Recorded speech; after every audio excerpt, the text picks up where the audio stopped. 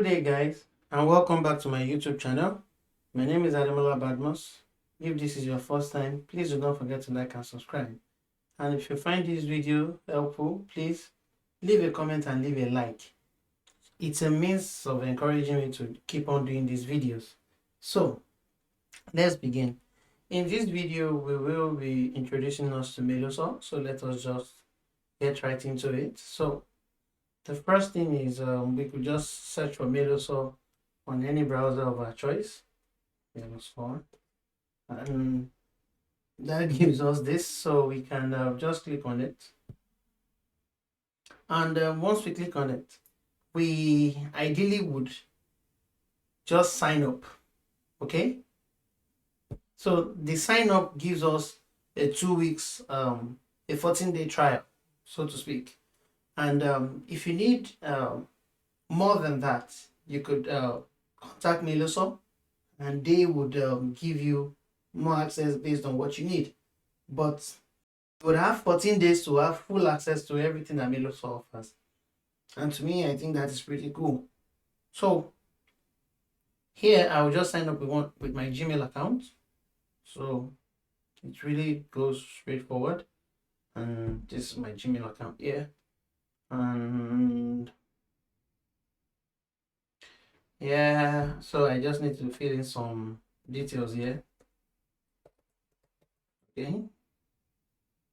I don't, if you want the emails, let's just be fast about it. So continue this way. Okay, so I'm in already. So I can begin to do everything I need to do. But in this video, I will tell you some key things that you need to know. As you want to use the Mailosaur app, you will need the server ID and you will need the email domain. So do not forget, you need the server ID and you need the email domain. Then one more thing that you need is your API key.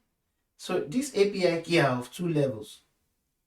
One, as you can see, is the server API key that is here, right here in the automatic server that it has created for you.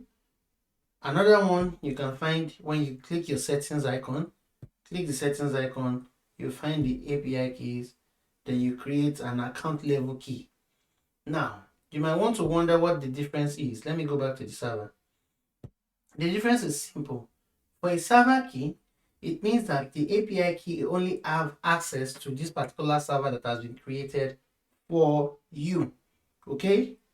That's what it simply means. But for the account level API key, if you have several servers, you can use that same API key to be able to access all those servers in your configuration. And to me, I think that is pretty cool. So if you have several servers, maybe in your use case, you created different servers for different apps because your company manages multiple apps, you can use the API level key, which means a single key will be able to help you access all these servers and you run your automation smoothly and seamlessly. So that being said, those are the basic things that you really need to know. So at some point, let's quickly create let's use the server API key since we only have one server. So I'm going to go ahead and just click on the server API key, then click create API key. I'll give it a name. Let's say mail test. Let's just call it mail test and create the key. And that is it. So if I click on this, it copies it.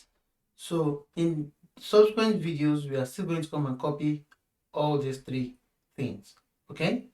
We are still going to come and copy them but for now, this is the simple thing that you need. So with this way, you've been able to successfully set up your Mailosaur. You have what you need. So in the next video, what I will be doing is we are going to start on Cypress. And let me use this opportunity to mention that the site that we are going to be using was actually provided by Mailosaur.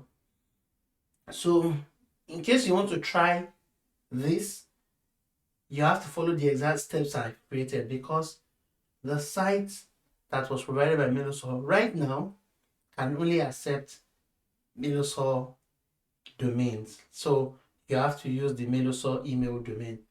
But there are plans to make it open source, so which means you can use it to practice on other things. There are plans to do that. Just keep your put on the notification bell on my channel, so when it is made for open source use, you will get that information on my channel.